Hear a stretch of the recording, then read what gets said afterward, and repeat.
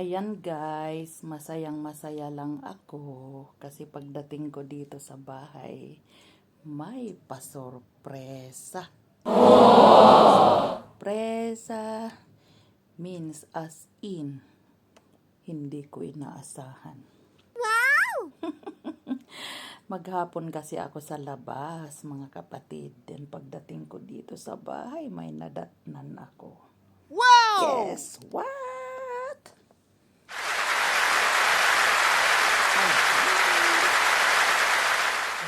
Ayan, mga kapatid. Fresh flowers! Fresh flowers! Wow, wow, wow, wow. So, ayan. Grabeng saya ko, mga kapatid. Then, tinanong ko kung saan galing. Wala namang nakasulat dito. Kaya hindi ko alam. Sabi ng anak ko, from a friend. Sabi ng anak ko. What to do, Yani?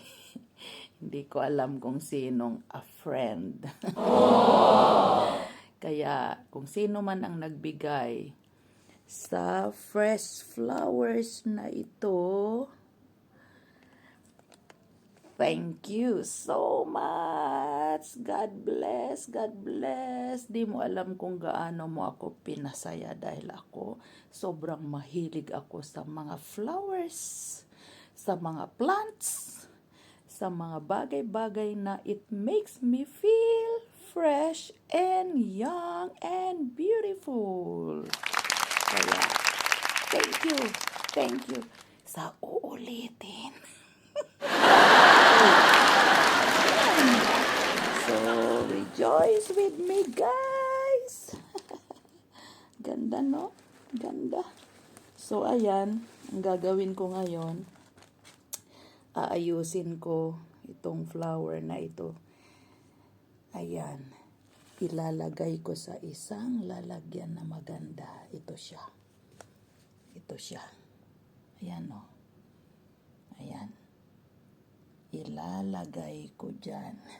Wow! Kaya, thank you so much. Napakagandang bulaklak. Napakaganda at ang mga kulay napakaganda. Of course, bagay na bagay sa isang pasyonistang mami. Thank you guys for watching. Stay connected to the Lord. Long life to all of us. Lalo na sa mga kapareho kong mamshi.